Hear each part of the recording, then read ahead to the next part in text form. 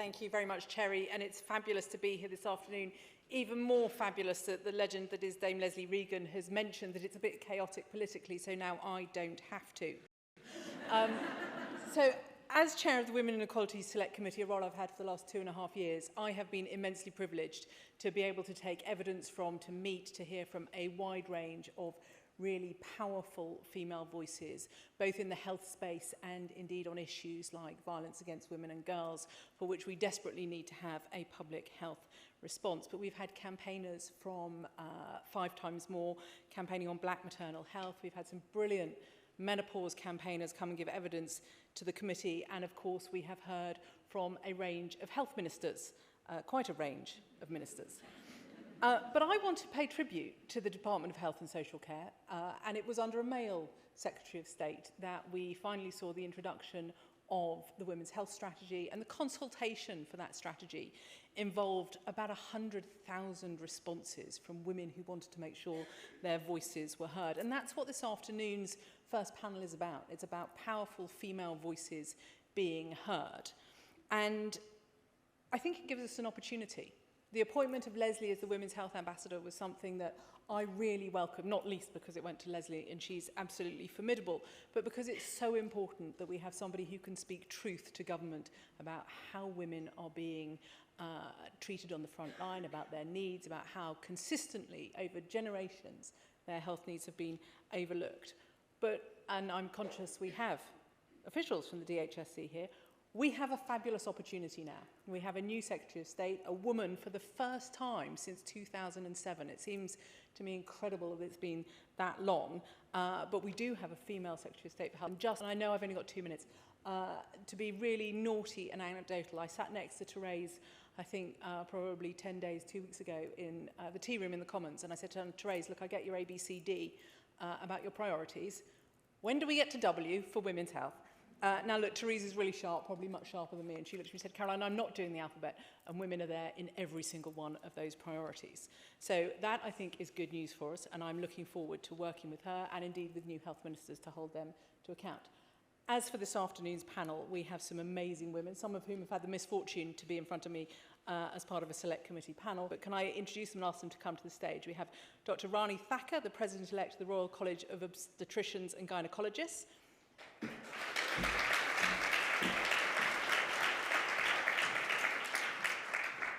Dr. Nighat Arif, GP and health influencer.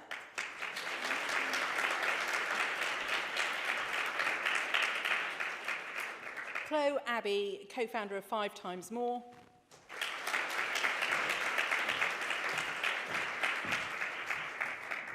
And Davina McCall, television presenter and menopause campaigner.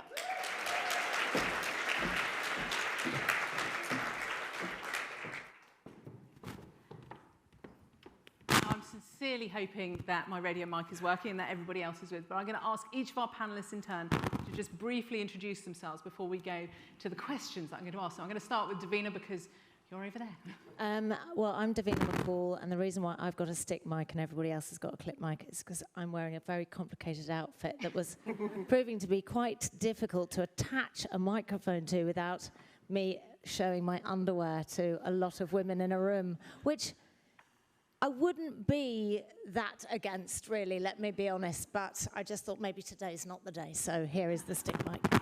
It's a real honour to be here, by the way, and thank you very, very much for having me. Dr. Rani Thacker. So I'm Rani Thacker. I'm a consultant obstetrician and gynecologist, and I work in Croydon University Hospital. And I'm also president-elect of the RCOG, the third woman in 93 years, and the first woman of color, and the first woman from Asia. So I'm really proud.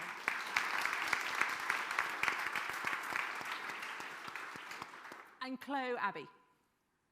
Afternoon, everyone. I'm Clo, the co-founder of 5 Times More. We campaign about disparities that black women face in the UK while giving birth. I'm also the co-founder of an organisation called Prosperities, where I campaign and support mums raising awareness on mental health issues.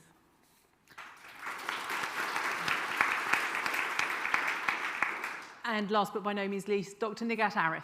Hi, good afternoon, everybody. I'm Nighat. I'm an NHS GP in Buckinghamshire, and I'm a specialist in women's health and menopause care. I'm the resident doctor on This Morning and BBC Breakfast, and I make TikToks on vaginal dryness. Yes, I do that. Yes. And I do that in English and Urdu and Punjabi. So that's very, very interesting.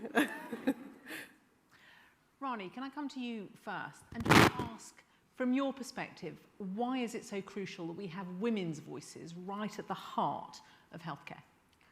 So women's voices have to be at the center of the decisions that they make, and really at every level. So at policy level, we need to really dictate how we are going to influence health. The other thing is that we have to be sure as healthcare professionals what information we provide to patients and make sure that they actually understand what we are saying. So how we provide information to women is absolutely important. And this is to all women. It's not just a nice to have anymore, it is absolutely essential. So let's now take you to a patient I had in my clinic 2 days ago. She was a Muslim woman. She had seen various healthcare professionals, and her problem was different each time. So I got talking to her in Hindi because I speak Hindi. And her problem actually turned out to be completely different from what she was telling the others. And I asked her why this was so. She said, nobody ever understands what I'm saying. And she said, I feared to come into the clinic. I feared to come into hospital because every time I come in, nobody actually understands what I say. And so then we got talking and I sorted her problem out. So we need to understand why we're having issues with listening to women. There have been numerous reports, numerous investigations that have highlighted that we provide poor quality of care because we are not listening to women. Women feel they're not heard and their concerns not acted upon.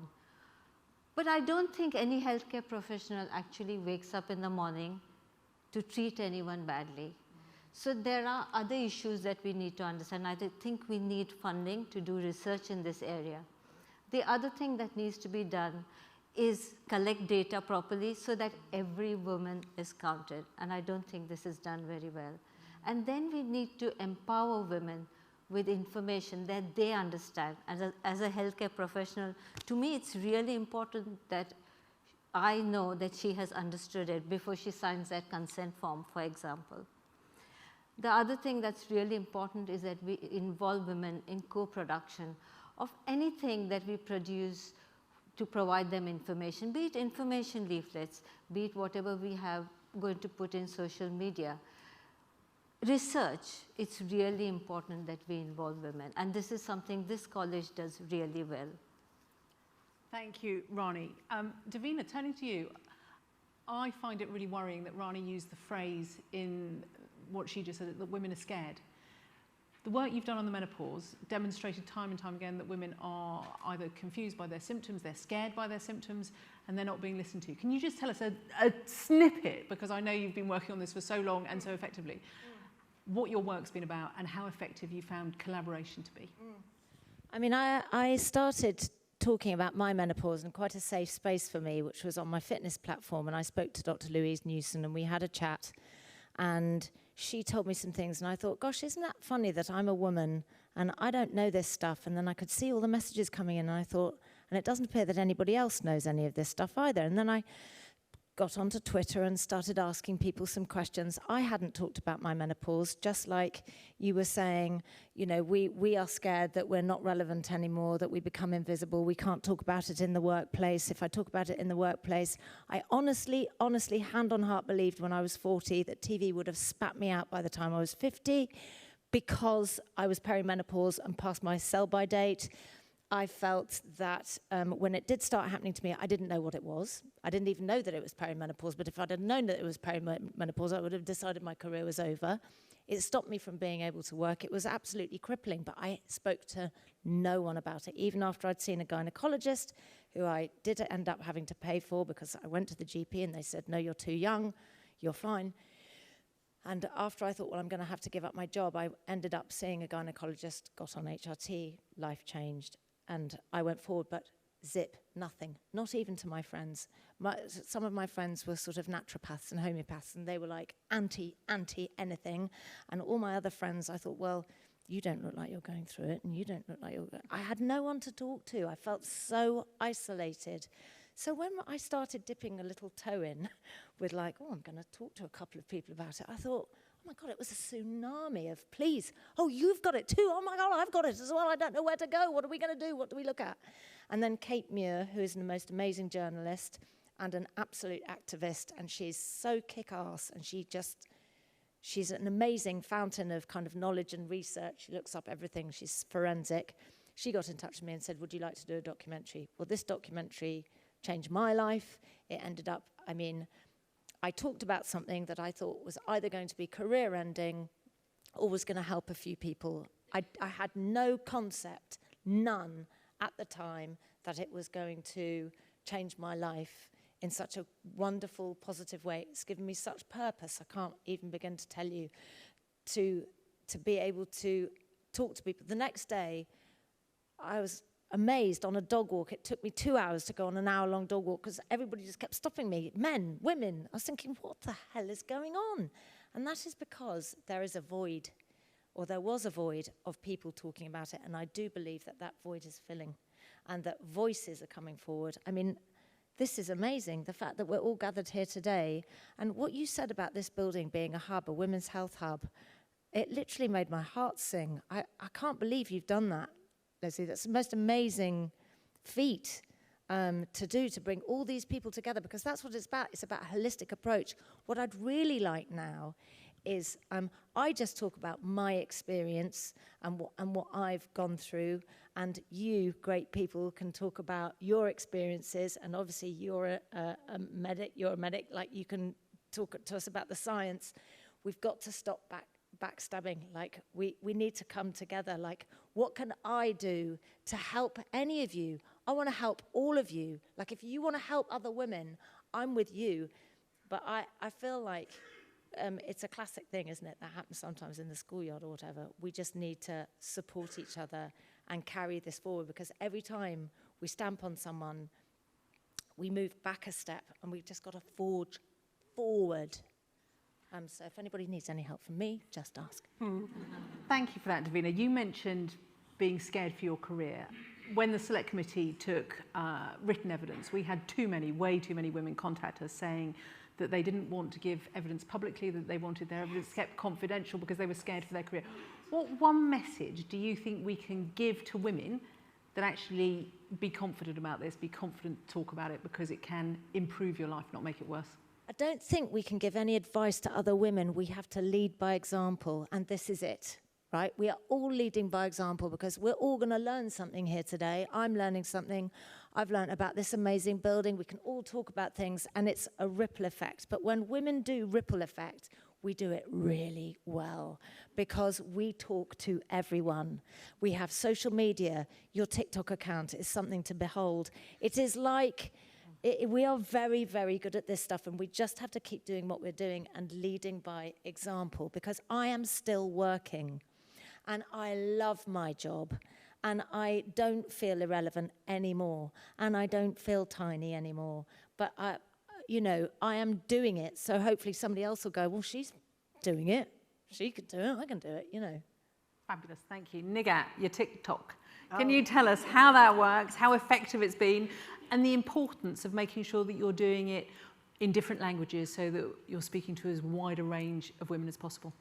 I wanted to start actually what made me do it. So I came to the UK when I was 9, didn't speak any English. My father is an imam, so grew up in a mosque, grew around women. I know my women because I grew around them. They taught me, they helped me adapt into this country, and they helped me to become British, really. But these were the women who were also going to the doctor, and as I became a doctor, said to me, actually, the doctor doesn't listen to me. How many times have you heard that in your community? I felt that I wasn't listened to by the doctor. And I felt that, hang on, you speak English very well. How come your doctor's not listening to you? And then as you grow older, you realize actually there is a wealth of misinformation and also what the doctor is able to have knowledge-wise in around what ethnic minority community women go for. I went to a meeting in my CCG and they said, Nighat, how can we reach out to your women? They're rather hidden. And I thought to myself, the last time I checked, I was not under a rock. Like, I'm pretty visible. And that's where TikTok came about, because if you look at Public Health England, the stuff that comes out doesn't represent me at all. When was the last time you saw a hijab woman talking about, you know, low libido, vaginal dryness, or hot flushes? I don't think you have. And that's the sadness of it. If you can't see it, you don't think it represents you, you don't think it's not equivalent to me, and that translates into health. So women don't feel that actually that poster about a breast examination is relevant for me, because I don't see a hijab woman, or I don't see a black woman, or I don't see a Chinese woman, because actually there is just this universal, and I'm really sorry to say this, but whiteness to a lot of the media campaigns that are out there. So that's where social media came into it. Lockdown happened. My son has had a liver transplant. I was shielding with him. I'm a GP with a specialism in women's health, and I thought, what can I do to harness the fact that I can't reach the women that I want to reach to, and also I'm going stir crazy doing homeschooling. And TikTok was this perfect platform, 1 or 2 minutes or 30 seconds of showing women, I look like you, I speak Punjabi, and I can show you what vaginal atrophy is, and I can show you what menopause looks like, and I can tell you the signs and symptoms in a way that you'll understand. 10% of women from ethnic minority communities do not complain of flushes, and that I'm cherry picking a statistic, but that we know not all women get that. But they'll complain of other things, because hot flushes is not equivalent to ethnic minority communities. I said to my mother, I think that you're having a hot flush, Mum, and bear in mind she's talking to a GP. She goes, no, stand in the heat in Pakistan, you'll understand what a hot flush is. And that's when I realized the thing about Asian women and lots of women is your symptoms are taken into context. Rani said that a patient came to her and actually none of the symptoms fitted in because she was too scared and she didn't know how to explain it. So we don't have the language for menopause in Urdu and Punjabi. We don't have a word for it. We don't have a word for vagina in Urdu and Punjabi unless it's a really rude word. We don't have a word for vaginal atrophy. I still cannot source a picture of lichen planus or lichen sclerosis of the vagina in a black and Asian woman, and I've tried and scoured everywhere. So the healthcare sector is letting black and Asian women down, because if you can't see yourself, it's not representative of you, you don't think it happens to you. Hence why there's a delay in the system in these women coming up to the doctor and saying, I need to have treatment. So that's where my TikTok platform, I'm hoping to do my little tiny, tiny, tiny bit out there to say, you're seen, you're heard, and we're here to help you. Thanks, Nighat. Clo, I first came across 5 times more in the height of lockdown, where I got to speak to campaigners on Zoom only, and it was really shocking, exactly the same comments that Nighat and Rani have made about women's voices not being heard. Can you tell us more about the campaign, what inspired you, and what difference it's making? Okay, I hope you can all hear me. I'm trying to talk a bit loud. So we started the campaign, myself and Tanuka, who's just sitting there. So Tanuka gave birth in 2017 to her son. She had an awful experience where she wasn't being listened to. She also runs a mummy group called Mums and Tea, where she spoke to other black mums. A lot of the black mums in that group echoed the same experiences that Tanuka went through while giving birth. So at the time, I used to work in maternity. So she contacted me and said, let's have an event. It was 2018. Women were 5 times more likely to die during pregnancy, childbirth, and 6 weeks after, compared to their white counterpart. So we wanted to raise awareness and have an event. We didn't have the event. We ended up creating 5 times more. And it was a very good accident because there was a need. There's definitely a need for 5 times more. And when we hear women's voices, so sometimes I hear women say, I'm scared to go to hospital because I would die. When I hear stories like that, it actually makes me so sad, because as a black woman, you shouldn't be scared to go to hospital because you think you are going to die. You shouldn't be scared to go to hospital because you feel like you're going to come out ill. So we had a young mum that was supporting. She had retained placenta. She kept going back and back to the hospital to let them know that something was wrong, and they said that she was sweating because she was breastfeeding. That's why her bed was wet. She kept going back, and it was on the third time that she went back that she actually got listened to, got rushed into surgery. They took out the remaining placenta, but now she's living with chronic illness. She was only 17 at the time, and she's still going through it right now. So with all these stories that we hear, we really, really wanted to do something about it. We had a petition which gained over 1,000, I'm going to get this wrong, 186,000 signatures, which meant that it was debated in Parliament. And it was debated in Parliament for the first time on the 19th of April 2021, which we were really happy about because it's never been debated in Parliament. And in the debate, I remember Nadine Dorris, do not quote me because I probably will get this wrong. She said something along the lines, because at the same time she had a women's survey out as well. There's no data on black ethnic minority women because, like you said, they are hard to reach. We're not hard to reach. Yeah. We're actually here. You're just not looking for us. And because myself and Tunuka knew they were going to say that, we prepared ourselves. So we already had a all-black expert panel. So black maternity group, faith groups, community group, service users, health professionals. So 2 days after she said she can't get data from black ethnic minority women, we launched our report. Within 24 hours, 500 women responded to our report. How? If we're hiding, how did we get 500 respondents in 24 hours? And then that's when we launched our report. It's called the Black Maternity Experience Survey. 1,364 women, I got that wrong, 1,360 women responded to our survey, and now I think it's the biggest data on black women experiencing survey in the UK. And the difference that we're making is people talking about it now. The fact that it's been debated in Parliament twice, once in April, which was the first time, second time was in September. We've been on TV as well, so it's going mainstream, which is really, really good because it's never been done before. Mo Gilligan highlighted our campaign, so there's more awareness. The government's got a maternity task force as well, so things are being done slowly, but it's still being done. So a question, I'm going to go to Nighat and to Rani, please. Clo talked about data, the lack of data being collected. What more can we all do to make sure that government is collecting data, to make sure that when research takes place, it's including women, and we know there's a big problem with women not even being included in research, but that research is sufficiently, and I'm having a menopausal moment and I can't find the right word, sufficiently granular so that we're collecting across different ethnicities as well. Which one of you wants to go first? Nighat.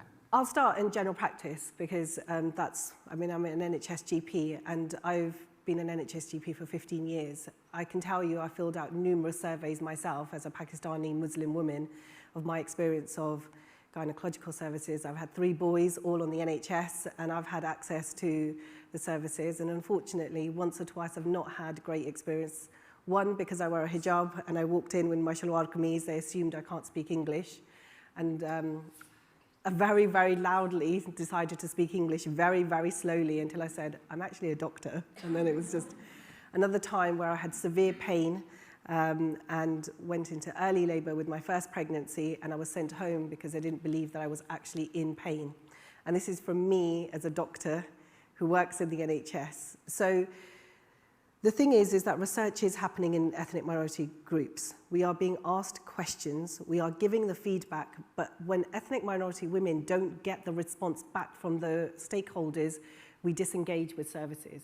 So the biggest problem that I'm finding at the moment is that the research has been done and women are saying, but I filled out that questionnaire not too long ago, I did that, and I gave my time, because to put time aside to fill out a survey requires a lot of commitment. You've got your children, you've got other things that you need to organise your work. But we're finding that actually we're not getting the response back from everybody. And that's where we're sort of, I feel, hit a blockade. And that's why the Women's Health Agenda report, for me, is this amazing thing that we can hold on to, because we already have all the grassroots groups that are doing so much work. There's sisters who are doing so much work from ethnic Pakistani Asian groups. We've got Apna NHS, which is a group of South Asian women who've organised women's health support in the NHS. So I know these groups are already happening. We just needed to have joint up care between those groups. For example, I only heard about Clo about 2 or 3 weeks ago, but actually this is something that we don't have this joint up networking in women's health. That's where I feel we're lacking. Rani? Yeah, so there are two aspects here. One is data collection on the day-to-day basis, and the other one is research.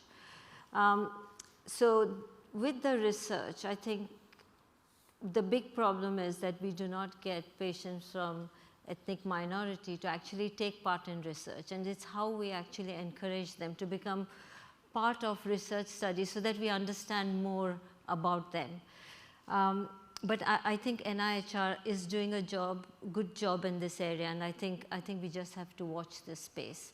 So work is being done to encourage women from all groups to become part of research. I mean, we have a problem with research actually being translated from men to women. That's our biggest problem. And then the second problem is, how do we look at minoritized group? How do we look at those patients who are from low socioeconomic groups? They are not included in any of our research studies. So I think it's how we reach out to them, and possibly I think we need to look and educate people through community groups and sort of highlight the importance of why it's important for everybody, all women, to be involved in research if we want to make a difference.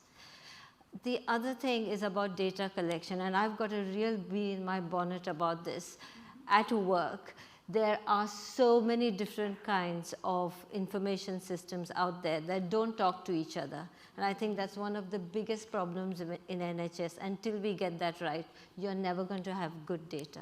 Thank you, Rani. Can I ask a question? Yes. I really wanted to ask that, as a white woman who wants to support her friends, what can I do to help you guys? Like, what can we do? I think having allies is really important. So saying that, and this is where you really touched a really good point earlier about internalized misogyny. Women supporting women is something that we really need to stamp out. So if your experience of childbirth wasn't awful, don't say to somebody else, well, it wasn't that bad. And exactly the same. I would never try and transimpose Pakistani Asian women, South Asian women into black women, because their experience is very different. But unfortunately, we get clumped together. The other thing is from black and Asian communities, there is just a huge lack of trust of services. I find many women who I speak to who just don't believe in the ministers and have trust within the system that they'll look after them, because their friend who was 17 went into hospital and has had a horrific experience. And women in these communities, as you say, they talk, and we will give information.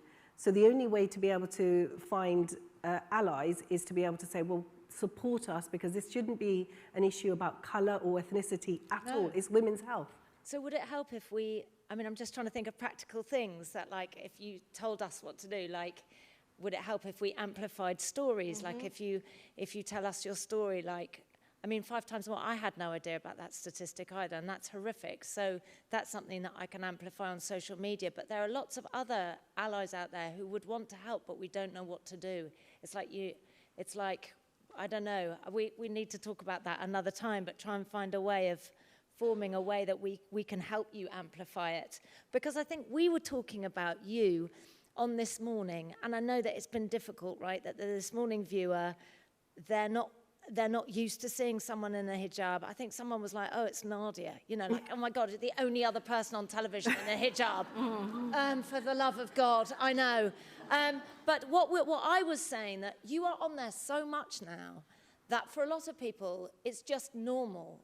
You are normalizing that, and that's what's so amazing. And I think the more that we retweet or post about issues or a story from someone, not in terms of, oh, it's, you know, a thing about color or whatever, but this is a story about a woman, look at this. Like, we should be doing that all the time. And digital platforms allow you to have that freedom very easily. So it's not something that us on a stage sitting here, you're empowered to do that as well. Let's make a TikTok at the end of this. And can I ask Davina about exactly that point? So amplifying voices and using social media. Sometimes we're all very quick to criticise social media and say that it's a sort of a hate-filled space. What would be your best tip as to how all of us on this panel and in the room can best use social media to find allies and to amplify the good voices? It can be a very dark place, as we all know. Social media can be a very dark place, but it can also be the most magical place of coming together to create a thunderclap of activism that is really great. My experience of social media and the way that it works best is not through anger. Like if I get angry, it creates more anger, and then sometimes people would get hurt. I always feel like it's better to go, hey, I want to help, or how can I help you, or who do you need me to find, and let's retweet this, or listen to this message, or this is someone else's shocking message, let's support them, rather than going, this is terrible, da da da.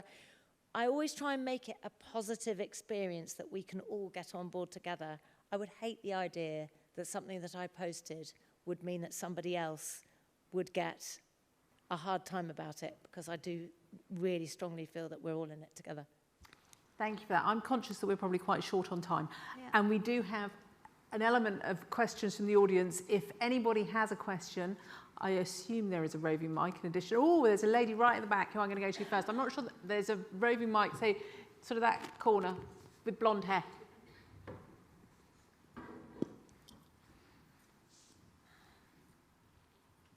Hi there, my name is Caroline Rayfors. I'm a consultant gynaecologist. I work at the Whittington Hospital in North London. My main question was actually about the women's health strategy, and thank you so much for organising this event. It's amazing to see so many people here today, and I think it's fantastic we've put such an important focus on the menopause. My question is why chronic UTIs, which have been considered a debilitating disease, impacting women's ability to work, to fulfill their lives, and it was left off the women's health strategy. And for me, that was a real disappointment, because whilst I think it's a step in the right direction, I think there's a lot more that needs to be done. Chronic UTIs affect young girls, adolescents, older women, more common for women in the menopause. And I think that we've done these group of patients a disservice. I'm speaking on behalf of Raj Kasira as well, who I work with at the Whittington, who runs the LUT service, which is the only one in the country. And she's got a huge waiting list. And I think that it would have been nice to have that included. And is there any plans to do that in the future? I'd be grateful to have people's opinions on that.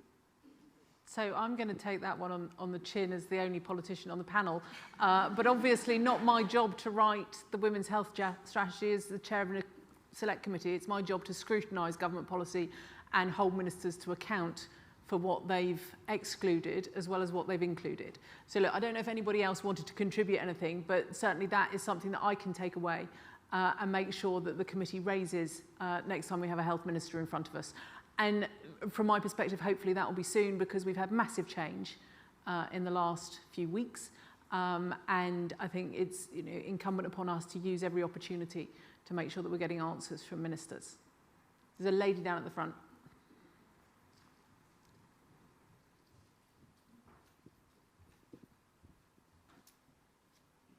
Thank you for this event. It's wonderful to be here, and amazing with the Women's Health Strategy. I was really proud to fill it out and send it to everyone I know. So, such a great time. It's a request, really. Can we use the momentum we're building around women's health and what we're doing in healthcare to also look at the legal protections around women and around some of these issues? I found myself in a unique experience where I was off work for 2.5 months with a miscarriage and then promptly made redundant on my return. Again, something that no one talks about.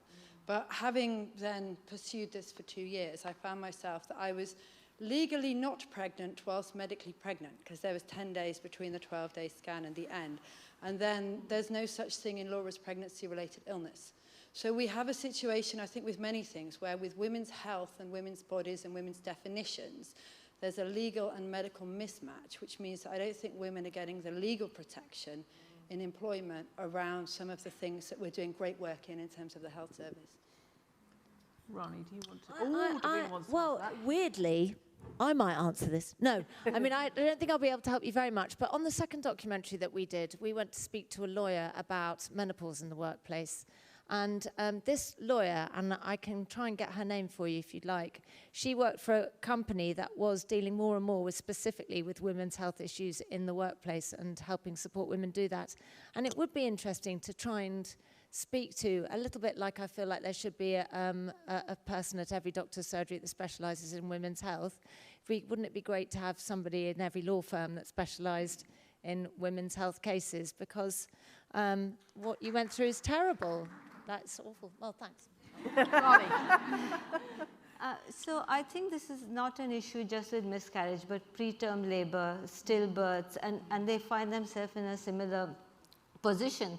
But if I remember right, Leslie, the Women's Health Strategy has spoken about addressing this issue, isn't it? So I think it's something that we need to work on, but you're absolutely right.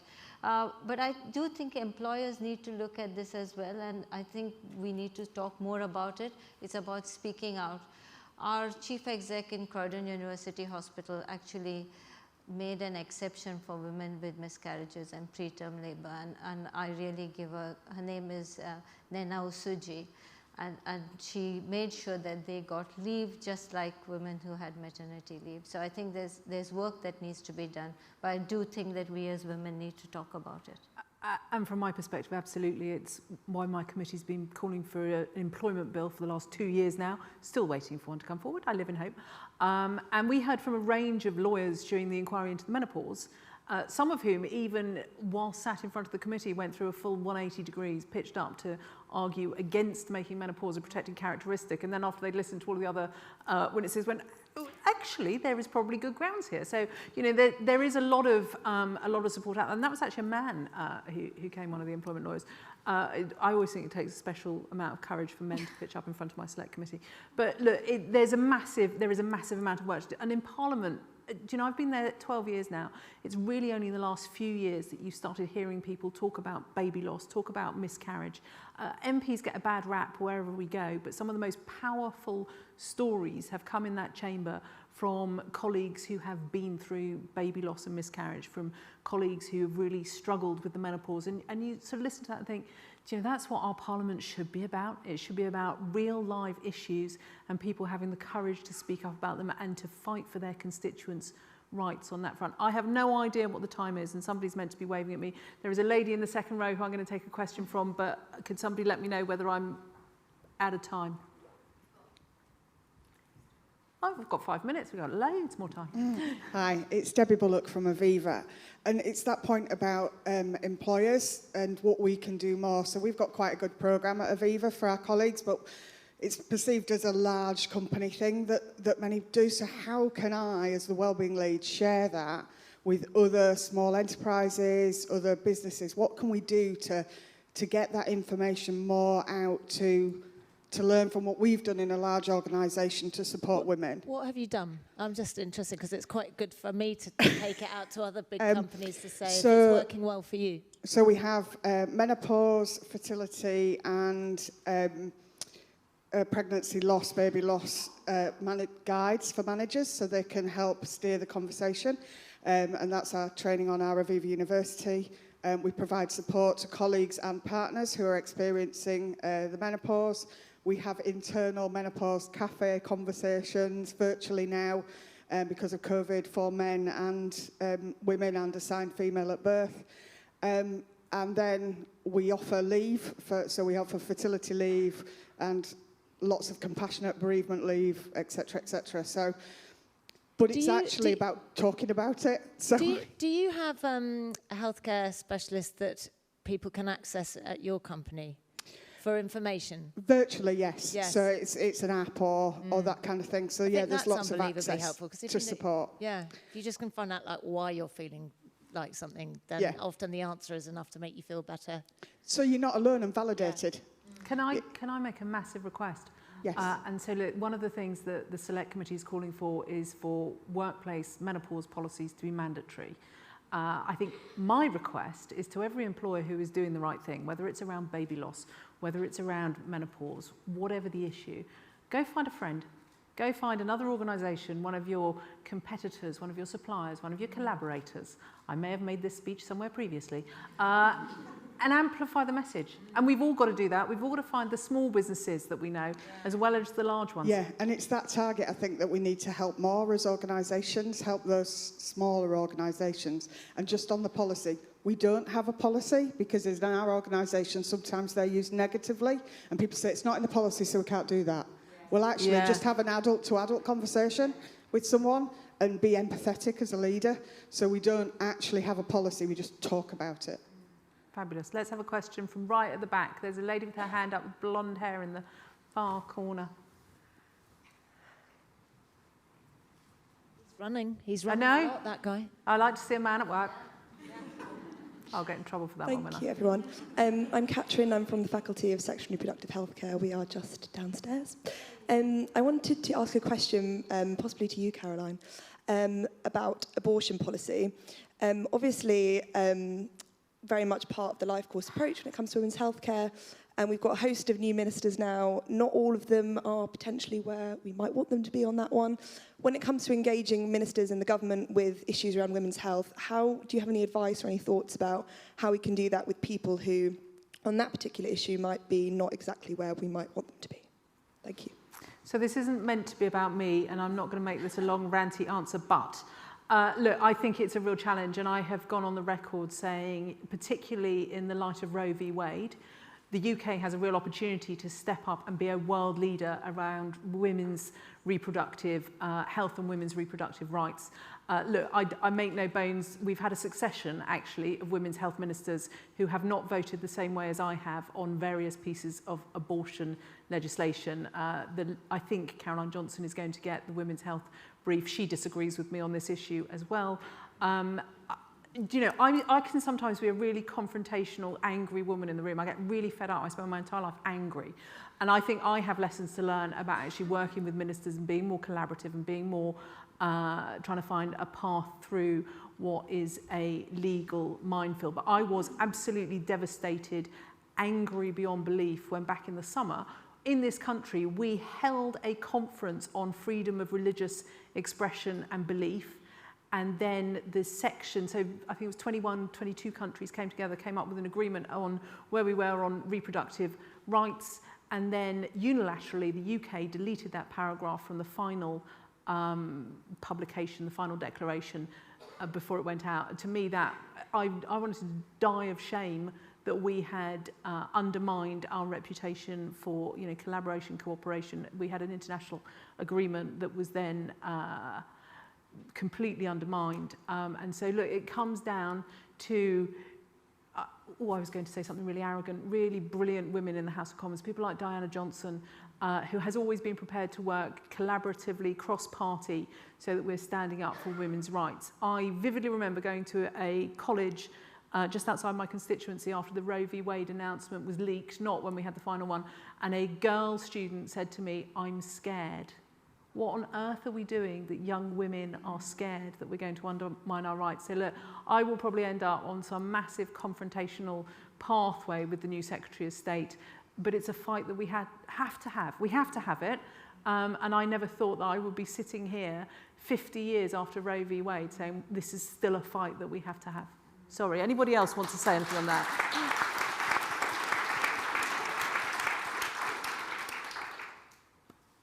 I'm going to go to the lady in the middle, please. And I think that might have to be our last question because I've just used up all the time giving you the world according to Nokes, which nobody really needed.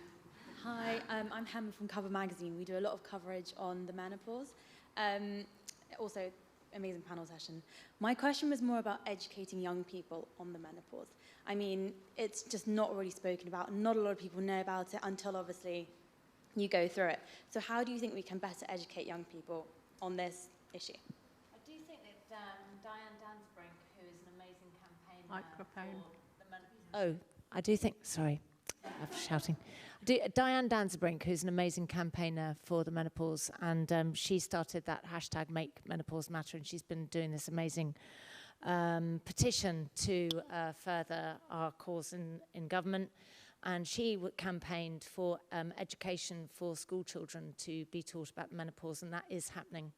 now, thanks to her. So, you know, good things are happening, and it does mean that young children, I mean, it's a bit like sex education. You really can never get enough education. What I'm hoping is that my children know too much about the menopause, potentially. Like, it's like, oh my God, stop going on about dry vaginas. But I don't think you can ever know too much. They know exactly what's coming. My son knows exactly what's coming. He will also learn about it in school, and that's what's called layering. So when I believe that sex education is important for children in school, and but you know, you don't get it that often, but it's up to you at home to kind of cover extra bases if you want your kid to go out there knowing what lies ahead of them in life. So as well as the school, because it's never quite enough, I don't think, it's up to us as parents, if you want to add on to that. But I do think it's better for kids, and they will be coming through school much better educated about the menopause than we were or you were, sadly. But it looks like you're educating yourself, so well done. And just on the back of that, because now it's part of the school curriculum with Diane Danzebrink's campaign, but this is where social media platforms, I think, are great. When I started and that's been a real revelation to me. And I keep coming back to TikTok, but it's Instagram as well. When I used to make TikToks first, it was the 17 and 18-year-olds on the platform that said, oh, my mum is going through this, or my aunt has had this. Now I understand my grandmother better. And what happened was those videos you can download and put into the family WhatsApp group. And that's how I ended up actually going viral, which that was a real revelation to me. These platforms have a real responsibility of empowering women's health as well. So we've been in a lot of, Davina and I have been a lot in conversation with TikTok, because the word vagina means that your video gets taken down when that's a medically accurate term. And so you'll get reported for community guidelines. So a lot of my content, unfortunately, gets taken down, sometimes by women from my own community who feel, as a Muslim woman, I'm saying something that's really awful and against Islam. That's a whole other conversation. So that we need to empower faith groups as well to have these conversations openly without thinking it's dirty and against their faith, but also empower young people to use the right, accurate medical terms. So vagina, vulva, your urethra, it's breasts. You can say the word boobs and not be like giggling in a corner. And these digital platforms have a real responsibility not to censor your medical content, because that is what we've been seeing happening. Instagram had a huge kickback from it, so Instagram are much better. TikTok have sort of come on board, but they've now started to work on the fact that they have 13-year-olds on this platform. But my argument with them has been, well, 13-year-olds should know about the menopause. Yep. They should know about chronic urinary tract infections. Even before they happen, they should know about everything and use the right medical terminology and not down there, and things like that. And that, I think, is where the next step will be, where digital platforms like Google will really have to start looking at how they censor material that's out there that's medically accurate as well. And there's still that wonderful old sexism that you can talk about erectile dysfunction because that's a health condition, but you can't talk about vaginal dryness because that's somehow dirty. Yes. Fabulous. I think we are done. I would like to take this opportunity to say a huge thank you to some brilliant panellists. It's been a fascinating discussion. I've certainly learned stuff and really enjoyed it. So Davina McCall, Rani Thacker, Clo Abe and Nighat Arif. God, why can I never get anything right? Nighat, Dr. Nighat. Thank you so much for your participation this afternoon. I would like to ask the audience to give you all a round of applause, please.